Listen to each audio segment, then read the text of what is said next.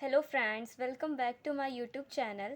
I am Nidhi and आज मैं आपको पढ़ाऊंगी longitudinal magnetization and transverse magnetization. तो आइए स्टार्ट करते हैं।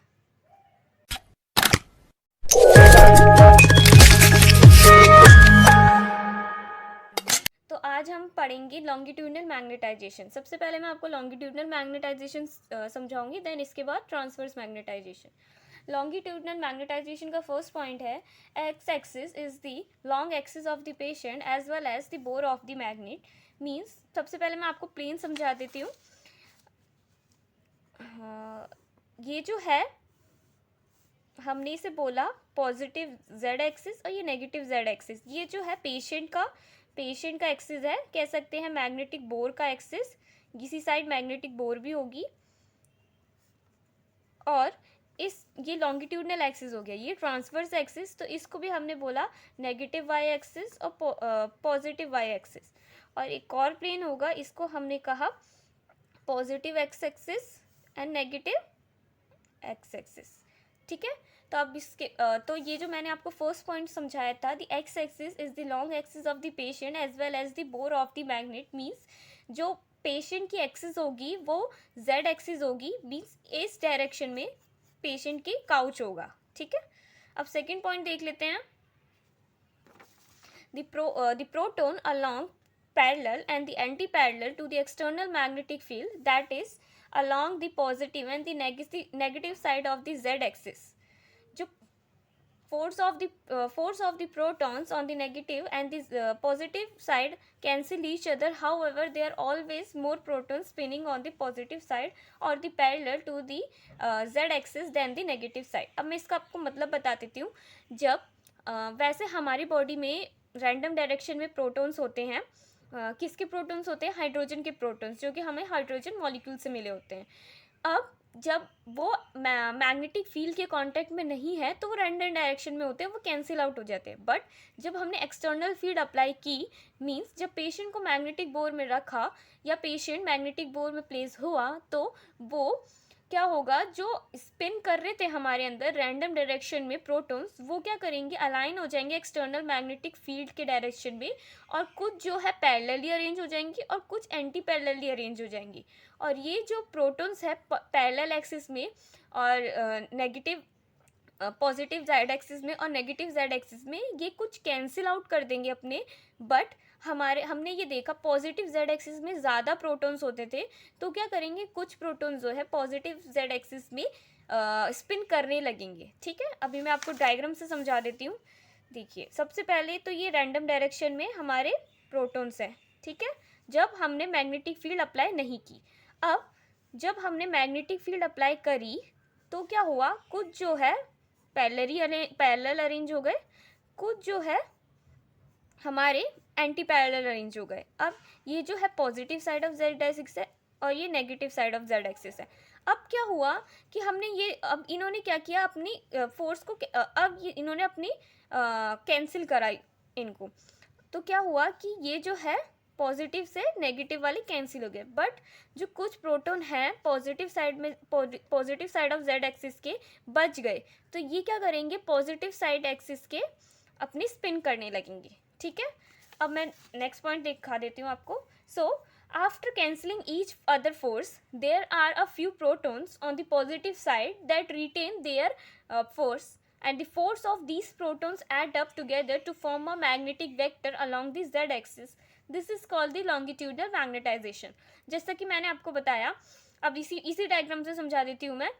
ये जो डायग्राम है, इसमें आप देख रहे हैं कि positive side of Z axis और नेगेटिव साइड जेड एक्सिस में ये प्रोटॉन्स अलाइन हो गए जब हमने एक्सटर्नल मैग्नेटिक फील्ड अप्लाई किया। उससे पहले क्या थे, रैंडम डायरेक्शन में प्रोटॉन्स थे जिनको कोई फर्क नहीं पड़ रहा था।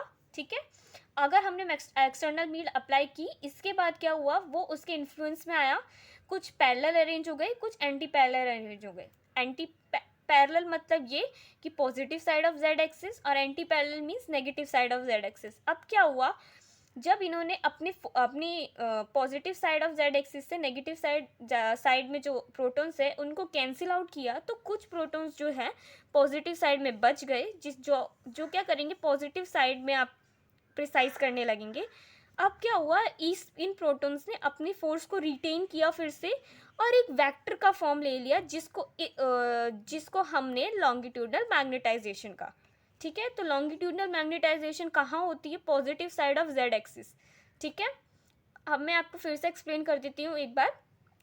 जब हमारी एक्सटर्नल मैग्नेटिक फील्ड, जब हम कांटेक्ट में नहीं थे, तो हमारी बॉडी में जो प्रोटॉन्स थे वो रैंडम डायरेक्शन में थे। जब एक्सटर्नल मैग्नेटिक फील्ड अप्लाई की, इसका मतलब ये, जब पेशेंट को हमने मैग्नेटिक बोर्ड में प्लेस किया, तो क्या होंगे, जो प्रोटॉन्स होंगे वो in the direction of the external magnetic field spin करने लगेंगे। कुछ जो है पैरेलली अरेंज हो जाएंगे, कुछ एंटी पैरेलल अरेंज हो जाएंगे।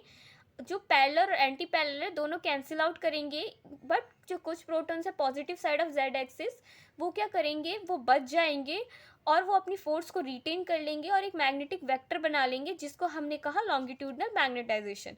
तो ये जो था लॉन्गिट्यूडनल मैग्नेटाइजेशन था। अब मैं बताऊंगी आपको ट्रांसवर्स मैग्नेटाइजेशन क्या होता है। Transfer magnetization, when the patient is placed in the magnet, longitudinal magnetization is formed along the z axis, जो कि मैंने आपको पहले बताया कि longitudinal magnetization कैसे बन रहा था। The next step is to send the RF pulse। अब हम RF pulse send करेंगे। The preceding protons pick up some energy from the RF pulse. Some of these protons go to the higher level and start precising antiparallelly।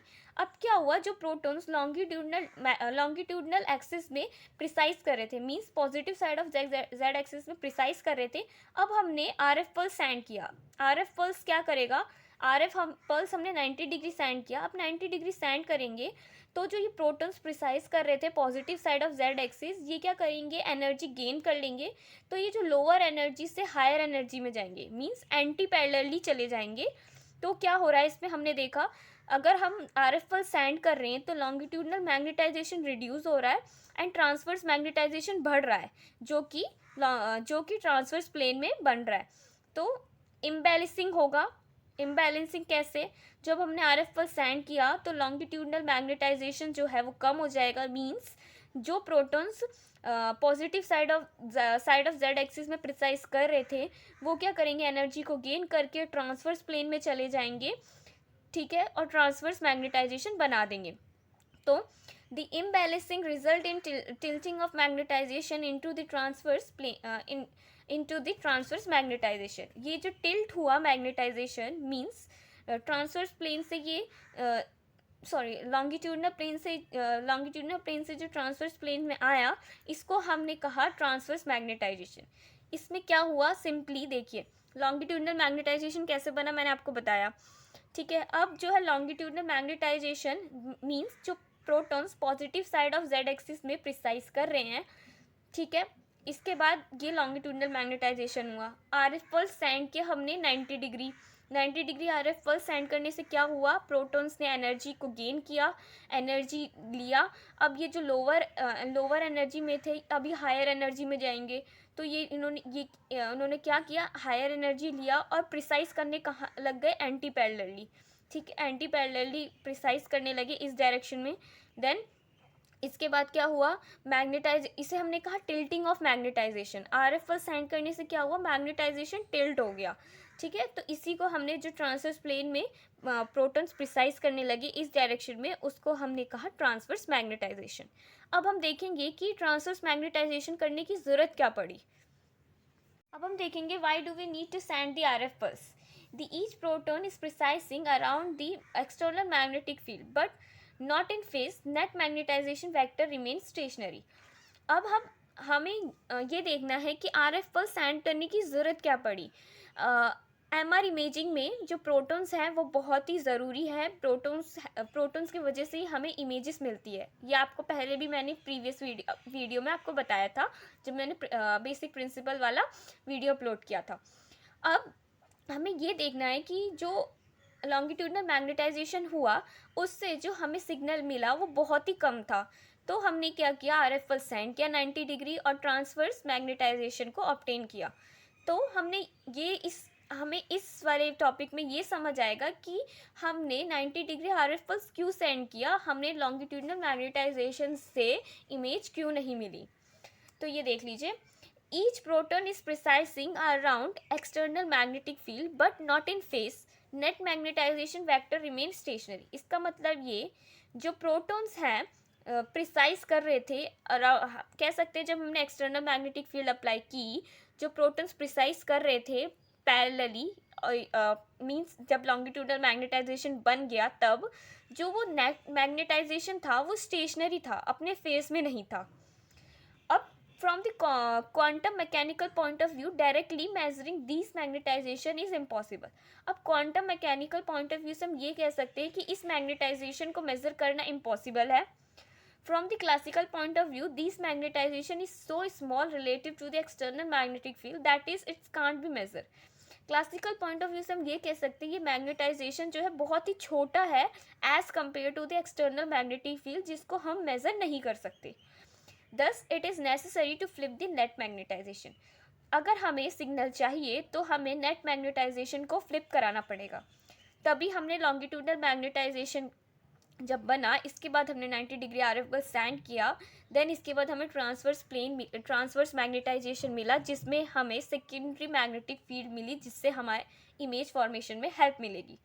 Flipping of net magnetization therefore can occur only through a secondary magnetic field RF pulse. इसका मतलब ये जब हमने net magnetisation को flip कराया तो हमें secondary magnetic field मिली, जिससे हमें MR इमेजिंग मिलेगी. तो इस वीडियो में यही था कि लॉन्गिट्यूडनल मैग्नेटाइजेशन क्या होता है, ट्रांसवर्स मैग्नेटाइजेशन क्या होता है, और हमने RF पल्स क्यों सेंड किया, क्या ज़रूरत पड़ी हमें उसकी. तो इस वीडियो में यही था. Thank you for watching this. Please subscribe my channel for more informative videos.